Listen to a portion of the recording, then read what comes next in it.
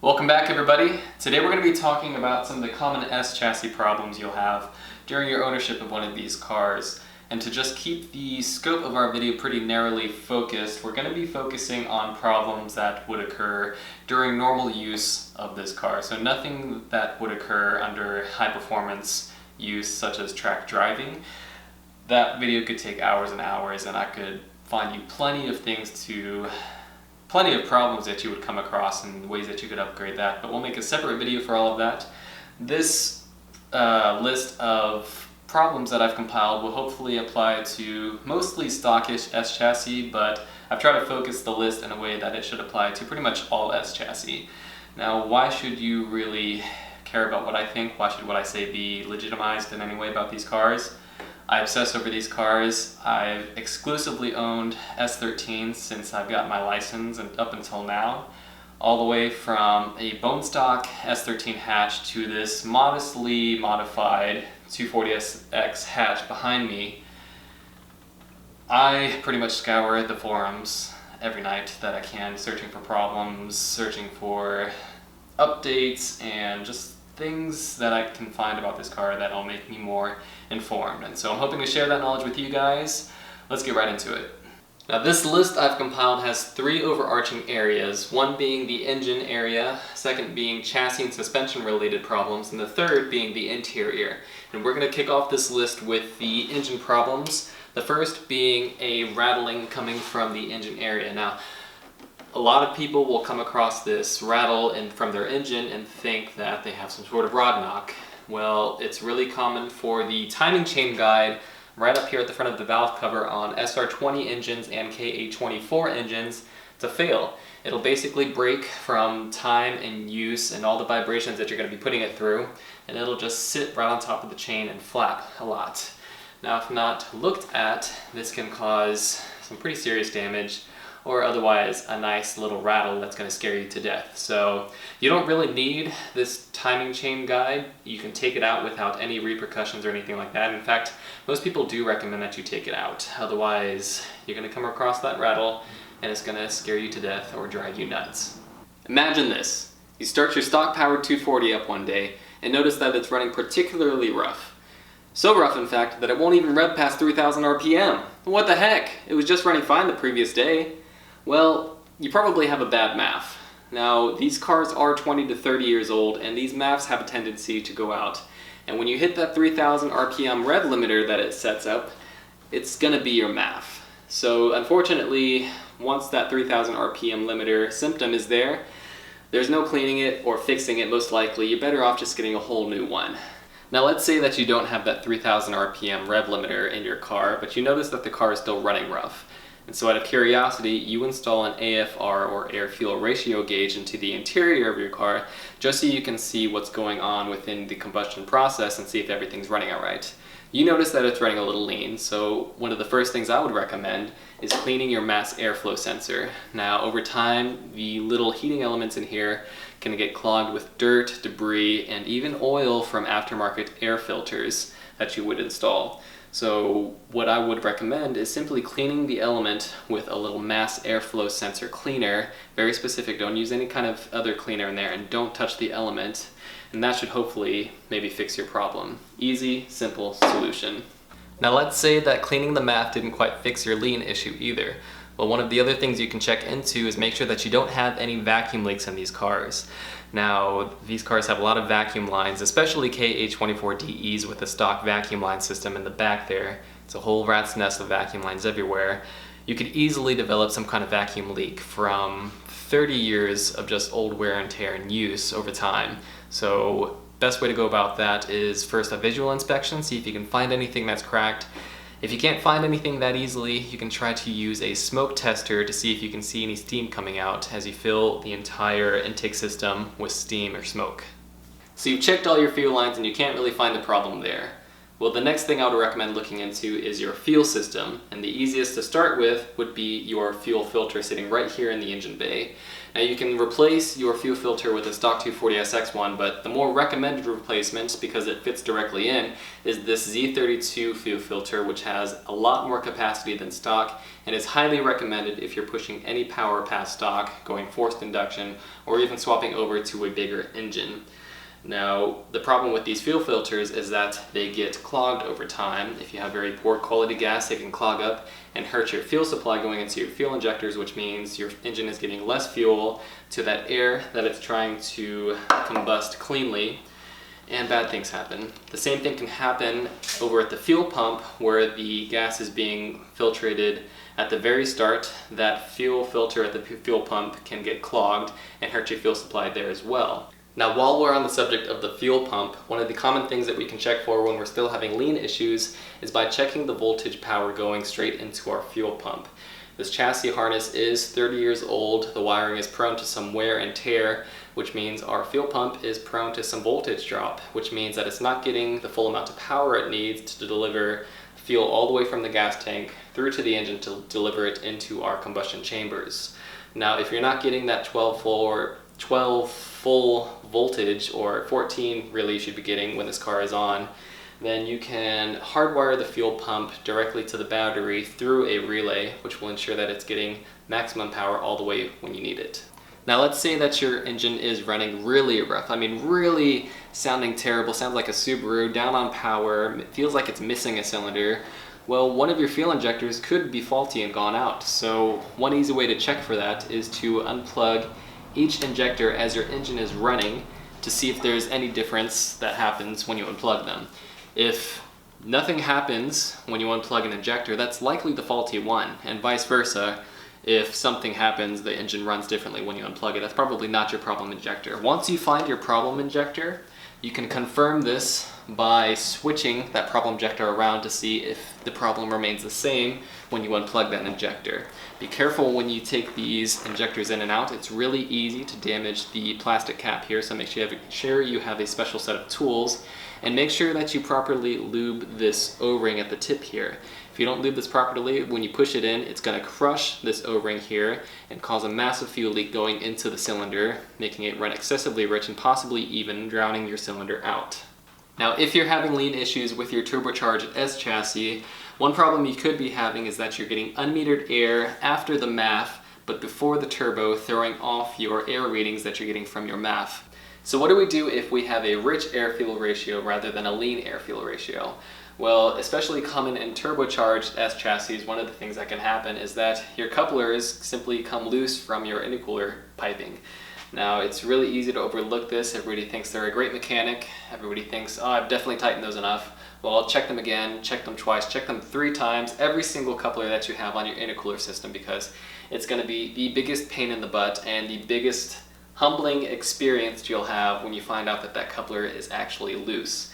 One of the other things that can happen is that your MAF wiring has come loose from the connections, and so you might simply need to plug that in or maybe fix the wiring there. Check the O2 sensor. That's another thing that can come out, which helps you trim your fuel for nice cruising air-fuel ratios. That way you're not just guzzling gas. Now, if you're leaking coolant from the front of your engine bay, one of the first things to check, of course, is your radiator. If you're still running a stock radiator and haven't moved on with the times yet, those stock OEM radiators are built with plastic end tanks that can become brittle and break over time. So do yourself a favor and go ahead and upgrade that to an all aluminum radiator. Check the coolant lines too, the hoses, upgrade those from the factory rubber hose to a nice silicone hose. There's really no point in not doing that, other than you may have to wait a day or 2 for shipping, but it's well worth it in my mind. If you happen to be having a coolant leak at your firewall though, where the heater hoses go from the back of the engine into the heater core within the cabin, one of the problems you could be having there is that the heater lines actually differ in size. Now, although they do sell conversion lines when you swap in an SR20, or maybe even any other engine for that matter, the lines I've found for the SR20 are just slightly bigger than the lines going into the heater core on my stock 240SX. They just simply weren't made to be the same size. So I believe on the heater core size going into the cabin, that size is 5/8 of an inch in outer diameter, whereas the heater lines going out of the SR20 are actually 3/4. So it's that 1/8 inch of difference which can cause a leak right at the firewall, causes you a big mess where you lose coolant all the time, overheat, and then cause some other problems if you don't catch it in time. So luckily this is a pretty easy fix. You can go to your local AutoZone store, O'Reilly's, Advance Auto, whatever works best for you, and purchase some conversion fittings which will adapt from a 5/8 inch pipe to a 3/4 inch pipe. So really easy fix there. This isn't quite the right size, but you get the gist of it. Now, of course, one of the other things that you could do is you could delete your heating system entirely, but if you live in a place where it rains at all, you have any sort of humidity, you're going to want that heat to help dissipate any fog or condensation that builds up in your windshield. Otherwise, you won't be able to see a thing. If you live in a dry state like here in Arizona, it's not really going to be a big deal, but if retaining heat is probably the most humane thing you should be able to keep in your 240SX. If you don't retain AC at all, for God's sakes, at least retain the heat. Now that we've gone over a few of the common engine problems you can have with these S chassis, let's move on to chassis/body problems that you can have. The most popular and commonly well-known problem being the frame rail rot.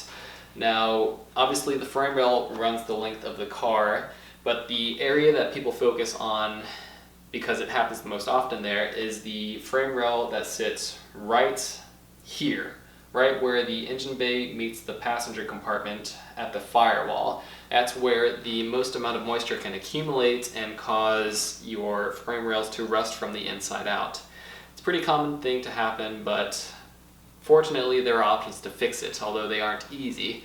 Excessive Manufacturing sells a kit that supplies you with brand new metal shaped to your frame rail so that you can replace that straight away if not enough metal has been rotted away from all the rust that's collected there.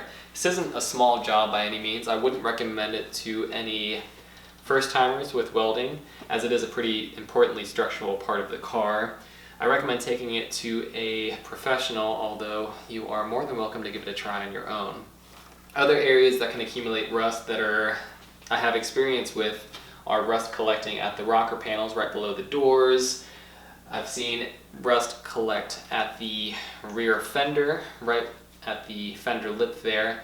And more common than that, I see rust accumulating at the spare tire well in the hatch or trunk area. This is definitely the most common problem to have with S chassis. I don't care how perfect your S chassis is. All of the taillights always leak. I've never met an owner who didn't have a problem with this. And unfortunately, if your taillights leak, that can cause all of that water to accumulate at the spare tire well and cause that to rust out, which is no bueno for anybody. So one of the best ways that you can remedy this is with some beetle tape or windshield sealant tape, which you can use to seal the outside perimeter where the wiring goes, where the bolts go, and that will seal up your taillights. However, that's not all of the problems that you need to fix when it comes to sealing off the trunk. Now, unfortunately, when this car rolled off the factory in the 90s, not all of the seams were sealed off so that it could protect your trunk from all that harsh moisture. So even though you've done the right job and sealed your taillights the right way, that water can still sneak through those seams. So the best way to go about that is sealing it up with some seam sealer. I've made a video about that explaining some of the areas that I found best to seal up, and I haven't had a problem with it since. Go check it out. Pop-up headlights. Everybody loves them. They're so retro, they're so 80s, 90s, terrible for aerodynamics. That doesn't matter because, gosh, they look so good. As much as I want to convert to a S13 Sylvia front, I'm really debating on keeping these. But anyway, what do we do when these don't work anymore? What happens when they don't pop down after you popped them up and they stay like that forever? I'm gonna be honest, you're kind of SOL. The only thing you can do if you can't track down the wiring problem anywhere from this headlight all the way to the switch in the interior of the car is to either fix these in place with the homemade bracket or one from Auto Collect Storm, or replacing these with a set that actually works. That's going to be hard to come by because nobody wants to go with their perfectly working pop-up headlight assemblies. So good luck there. Now, what do I do if my S chassis has horrible bumper sag? And what is bumper sag, you ask? Well, you must have one clean, untouched, bone stock S chassis, and I hate you because I love stock body 240s. I wish my car was stock body. They look so good. I probably have an affinity to them because my first 240SX bone stock was stock body. Anyway, one of the ways that you can fix this obviously is by trying your best to retain all of the OEM bumper brackets. There's one that sits here at the fender, which sandwiches them together, and there's one that sits right here, which lifts the bumper up and to the hood so that there's not that weird gap there. One of the other ways you can fix the bumper gap issue, if you don't have those OEM brackets, they're kind of hard to find, is by seeking out more auto collect storm parts, which will fix up the gap here at your fender so there's not a big gaping hole there. And if you want to go really crazy, you can upgrade to a street faction bar like I have right here and add on the option of their front bumper support. It's really mean looking, but it only applies to S13 Popup headlight bumpers. So let's say you picked up your S chassis. It's already lowered with some pretty nice coilovers, looking really mean low to the ground, but you've been chasing some electrical gremlins for a while. You can't quite figure it out, and sometimes the car might even turn off and on you. Well, one of the common problems you'll run into with these cars is that there is a giant wiring harness, chassis harness, that runs on the driver's side, left side fender. And if you're lowered enough, the tire is going to rub on that harness, even if you have your fender liner still in place. So this really only applies to lowered cars, but the only way that you can fix that is by relocating the harness from underneath in the fender to the upper side of this fender here, which requires some notching of the chassis right here so you can fit your harness up there. I haven't had any problems with that because I like to sit a little high. I'm not too worried about my ride height because it rides pretty well. And although I do like the way that this car looks, I especially love the functionality of being able to drive this car everywhere. So that's one thing you'll have to look into if you plan on lowering this car at all, which you eventually will. Everybody does it. It looks cool, but is it really worth it? Yeah. Find me in the comments below. Let's see what you have to say about it. Fun extra solution that I almost forgot about. There also happens to be an auto collect storm harness shield that you can purchase if you've lost your OEM one or need to tuck it up a little bit more. I'm not sponsored by Auto Collect Storm. I just think he makes a lot of really great products that are really useful to the S chassis community. More fender problems. One of the things that can happen when you pick up a secondhand S chassis is that sometimes the OEM fender braces have gone missing. So like all the other products I've plugged on this video, you can pick up some either OEM S chassis braces or Auto Collect Storm's fender braces from their site, which will help stiffen up this fender so it doesn't shake all around in the wind and cause a bunch of noise and vibrations, which is quite annoying as you're driving down the road. Modified or stock, these cars are a blast to drive, and if you're anything like me, it's likely that you as well enjoy some spirited driving. So it's not too uncommon to see one drop the clutch, get the tire spinning a little bit, only to their surprise to find that the back wheels are hopping a little bit. Feels inconsistent. There's a lot of banging around over there. It kind of throws you off a little bit, and it's just not really confidence inspiring. What that's caused by is some worn bushings within your subframe, which gives you a more compliant and comfortable ride, cuts down on any noise, vibration, and harshness in the back, but it's really not good for any kind of spirited driving, performance driving, anything like that. I know I said we'd stick to normal things, nothing performance oriented, but I feel like this is a pretty common one to come across that is really going to change the way that you enjoy these cars. So as far as I know, there's no OEM replacement rubber bushings that you can put into the subframes. There's only 4 of them that you need.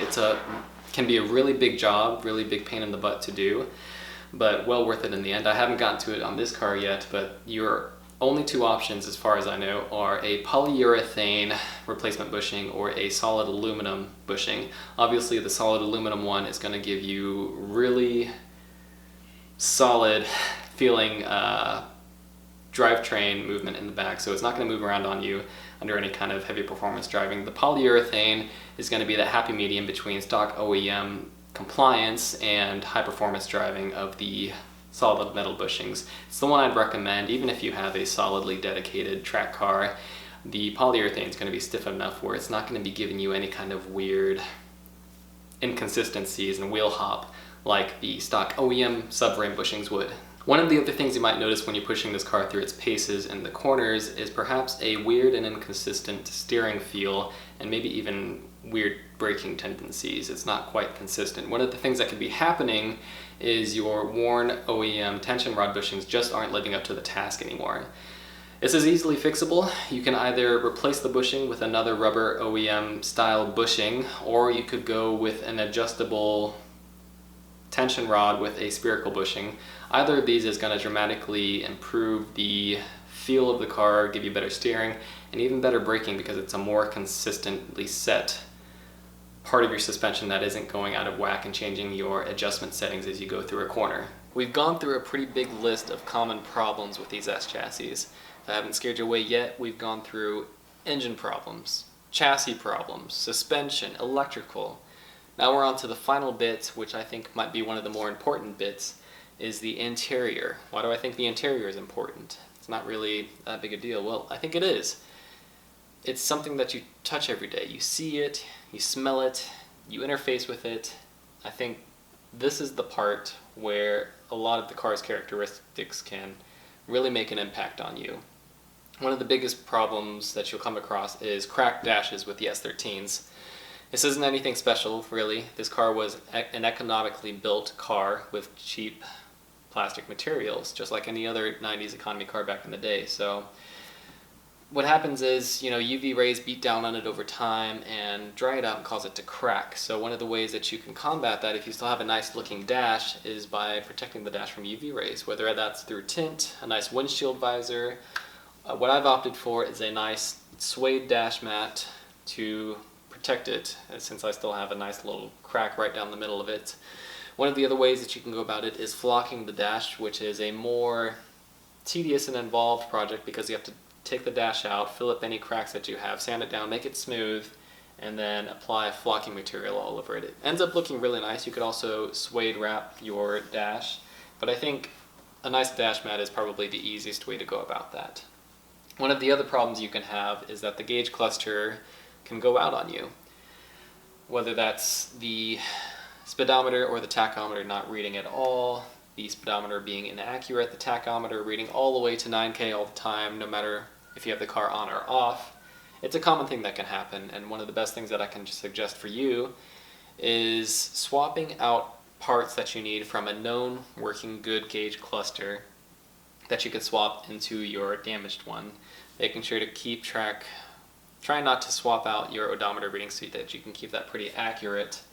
That's going to be the easiest way to go about that. But whatever you do, if you've never done that before, just make sure you don't touch or take out the needle of those tachometers, speedometers, because you can cause your gauge cluster to be, I don't want to say your gauge cluster, but that one needle that you messed with could become uncalibrated, which is why my speedometer reads 10 miles an hour higher than it is. So if you're trying to swap gauge cluster faces, I wouldn't really recommend doing it on your own unless you really know what you're doing. Take it to a friend who knows what they're doing. Take it to a professional. Don't do it on your own because there's a high chance you'll mess it up like I did. Now, one of the other common problems you'll find with S chassis, let me just move my pet animals' toys real quick, is that you'll find that the rear view mirror can end up shaking on you a lot.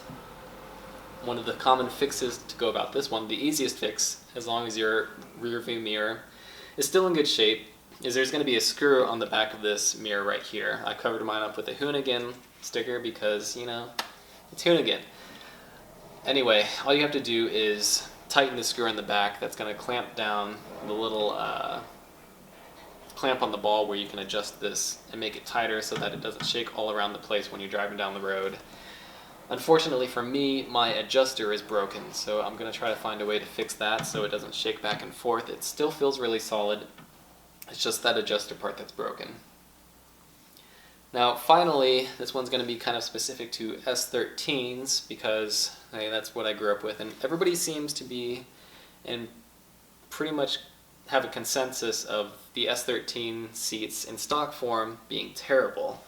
As you can see, I don't have stock S13 seats in here. I have Sparco bucket seats in here, which I don't regret having at all, but The stock S13 seats can have a problem with bad ergonomics. They just don't fit everybody very well and provide very good back support. So one of the good upgrades I can recommend there is a stock S14, or if you can find an S15 seat. Those are going to bolt in directly into any S13. These things are like Legos. They're going to be a bit more supportive, have a bit more bolstering in them, and they're just going to really update the look and feel of the car.